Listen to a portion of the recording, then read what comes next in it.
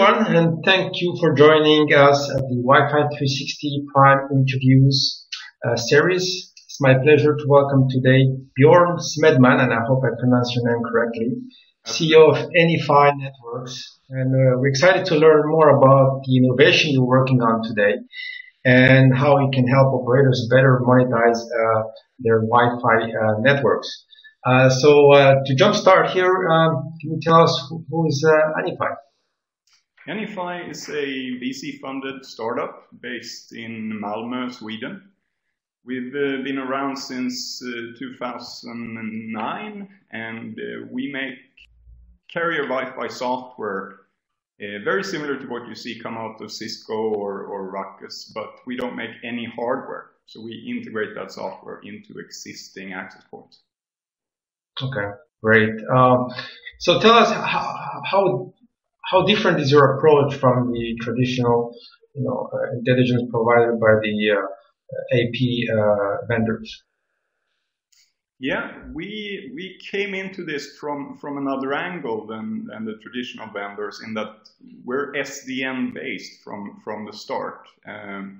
Maybe not all your viewers are familiar with software-defined networking, but it's basically the concept that you separate the control plane from the data plane, and you centralize control logically in a controller, you can see there in the slide.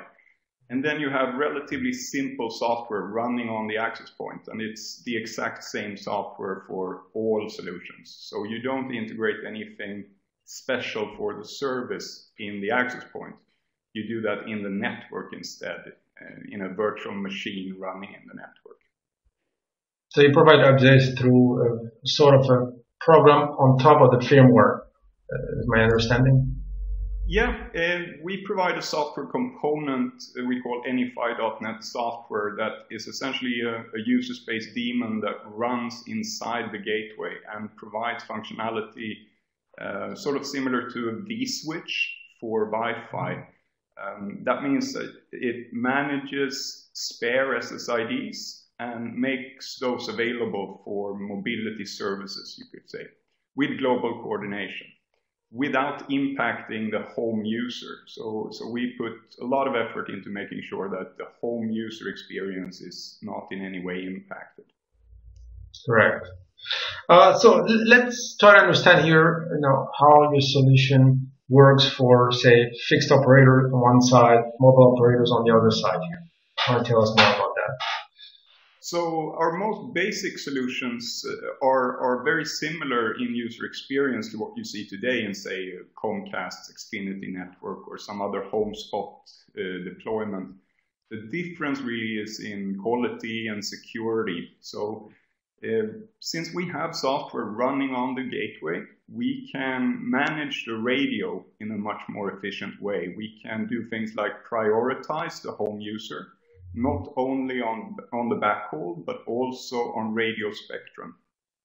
And that becomes important when you have wider use on these systems. Then we can also manage the quality of experience for mobile users, which is very important, especially for mobile offload. You don't want guest devices connecting too early to a network like this. And we can ensure through radio policy control that devices are only switched over to Wi-Fi when they will have a high quality user experience. So really it's an architecture that takes its starting point in the classic soft GRE architecture, and then picks off all the problems that you see with that architecture. For instance, as recently identified by the WBA, the Wireless Broadband Alliance. Correct. And so for mobile operators, what's the deal here? In terms of your interaction with them, how do they perceive it? On the mobile side, this solution has some quite strong and interesting advantages. So one very strong advantage is that we tunnel the raw encrypted 802.11 traffic over the backhaul. And that means we can ensure end-to-end security, even if the access point itself is not secure. So say, for instance, a mobile operator that's a little bit more concerned about security, they may not see residential gateways as a trusted non-3GPP access. But here they can tunnel through the access point and essentially remove the access point from the security equation and do all the security processing in the core network. It also improves handovers, for instance. Since you're tunneling anyway, we think it's a good idea to tunnel the raw encrypted Wi-Fi because it makes it easier to do use cases like handovers from LTE to Wi-Fi and back again. Okay. Let's talk now about your home Wi-Fi on the go and how does that work? Yeah, this is a solution that's perhaps our most advanced in that it leverages the SDN principles to its maximum. SDN is very strong in network virtualization. And this is essentially a network virtualization solution that provides every fixed line subscriber with a virtual copy of their home network when they are on the go. So whenever you come close to a visited gateway, as we see here on the right, your device will automatically connect to your home Wi-Fi, authenticate using the WPA passphrase in exactly the same way as if you were at home. And it's a completely seamless and secure user experience. So the main reason we do this is that we see so much higher user uptake, subscriber uptake. Typically if you do HomeSpots, you have maybe 15% of subscribers using the service, and you still do see a churn reduction. There are good studies on that. But in this solution, you see 95% of subscribers connecting to the network many times a day on multiple devices. So it has a much stronger impact on user experience and subscriber satisfaction. So which studies are you referring to? Is that somewhere our viewers can look at? Sorry, which studies are you referring to? In how HomeSpots affect churn rates, for instance, there's good work by Efficient, if you know, a Swedish analytics firm. Yeah. They've done a very good study. A lot of their work is based on Telenet, because Telenet reports numbers quite openly, and they are reporting very positive numbers, and also very big proportion of mobile offload onto their network. Okay, great.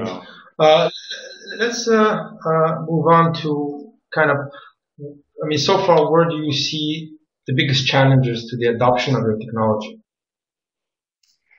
So far, the big challenge has been for us has been to integrate on the gateways. We need to integrate software on the gateways. That means we need to have collaboration with all the major chipset vendors. And that has taken us quite some time to build that capability. I think going forward, it's for us still very much about the integration complexity, and we're addressing that by opening up more and more, moving towards open source for some of the components of our system, and just trying to be as open as possible about this implementation. We really think, if you look at projects like Open Daylight or OPNFV in the network function virtualization world, open implementation is the new standardization.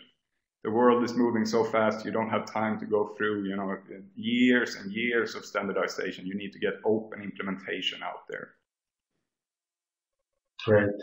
To finish off, how is 2015 looking for you?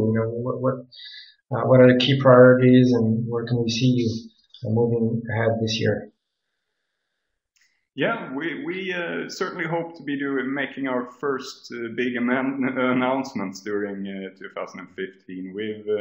We're working with several of the tier 1 operators around the world on trials of various stages, and we hope 2015 will be the year when we make the first really big announcements.